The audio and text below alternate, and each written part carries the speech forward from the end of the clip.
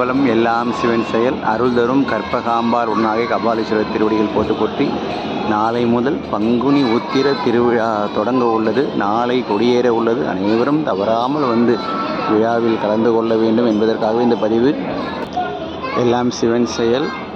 கொடியேற்றம் துவங்கும் போது பல அடியார்கள் இங்கு வருவார்கள். ஆனால் அந்த கொடி மீண்டும் இறக்கும்போது தான் தன் இல்லத்திற்கே செல்வார்கள். அப்படியெல்லாம் சிறப்பாக விழா நடைபெற உள்ளது. நாம் இந்த பிறவிக்கு வந்தது எதற்கு தெரியுமா? இந்த பிறவி எதனால் நமக்கு கிடைத்தது? எல்லாம் வல்ல பெருமான் தான் நமக்கு இந்த பிறவியே கொடுத்துள்ளார்.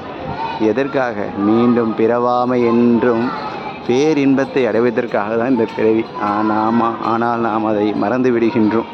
மாயைக்குள் சிக்கிக்கொள்கின்றோம்.